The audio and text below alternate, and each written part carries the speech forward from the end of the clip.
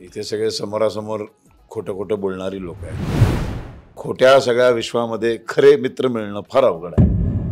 मला ना मित्रांची संख्या वाढवायची इच्छा पण नाही आहे। इंडस्ट्रीमध्ये मित्र होणं हे फार अवघड गोष्ट आहे। इथे सगळे समोरासमोर खोटं खोटं बोलणारी लोक आहेत। अशा या सगळ्या खोट्या जगामध्ये जसं आमच्या भूमिका खोट्या असतात, खोटे आई असते, खोटा बाप असतो, खोटा भाऊ असतो, तसंच सगळे खोटं खोटं वागणारी लोक आहेत। त्यामुळे खोट्या सगळ्या विश्वामध्ये खरे मित्र मिळणं फार अवघड आहे। आणि खूप चांगला माणूस असणं फार गरजेचं आहे। त्यासाठी जी चांगली माणसं असतात ना, ती आपोआप एकमेकांना कनेक्ट होतात। तशी आम्ही सगळी चांगली माणसं एकमेकांना कनेक्ट झालो आहे। त्यामुळे मला ना मित्रांची संख्या वाढवायची इच्छा पण नाही आहे। जे काही माझे 4-5 मित्र आहेत ना, बास झाले मला तेवढे, खरं सांगतो। आणि मी या आजारपणातनं गेल्यानंतर तर मला ह्याची पूर्ण जाणीव झाली की कोण आहे आपलं आणि कोण नाही। ते खूप दाखवणारे खूप असतात, ते समोर येऊन त्याचे पाया बिया पडणारे वगैरे, ते सगळं खूप बघितले मी आयुष्यात।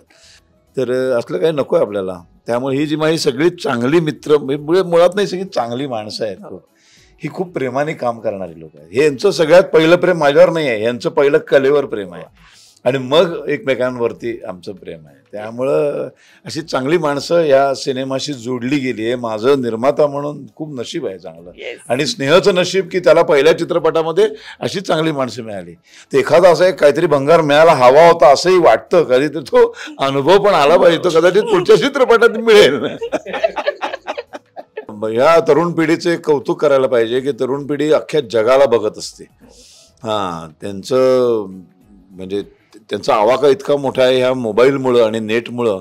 संपूर्ण जगभरात सिनेमा कसा केला जातो, काय विचार केला जातो, कसा ऑडियन्स बदलत गेलाय, सिनेमा कसा बदलला पाहिजे, मराठी सिनेमाची जी काय आत्ताची कंडिशन आहे ती का आहे, ह्या सगळ्याचा ही तरुण मुलं विचार करत असतात।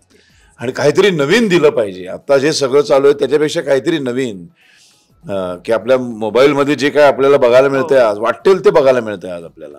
आणि मोबाईलला सेन्सॉरशिप नाही आहे, त्याच्यामुळं आपण वाटेल ते इतकं भन्नाट उत्तमातलं उत्तम बघतो आणि घाणेरड्यातलं घाणेरडं पण बघतोय। त्यामुळं लोकांना, प्रेक्षकांना आता काय काय द्यायला पाहिजे नवीन, ह्याचा ते विचार चांगला करू शकतात। त्यामुळे इंटरनेटचा छान वापर केला तर खूप छान काय काय घडू शकतं, आणि घाणेरडा वापर केला तर बरबाद होऊ शकतं। तर माझ्या पोराने या सगळ्याचा अभ्यास केला, खूप बघतो तो मुळात, आणि खूप पाहिलंय।